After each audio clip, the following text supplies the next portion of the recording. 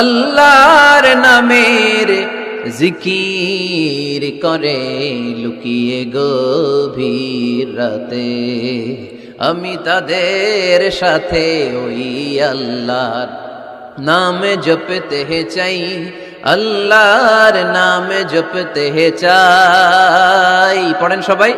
মসজিদেরই পাশে আমায় কবর দিও ভাই, যেন গড়ে হতেও মুয়াজ্জিনের আযান শুনতে পাই।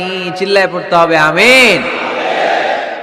কি দরদ ছিল আমাদের জাতীয় কবি কাজী নজরুল ইসলামের, মসজিদের পাশে আল্লাহ তুমি আমার কবর দিও। আল্লাহ এই দোয়াটা কবুল করে নিয়েছে, ঠিক কিনা?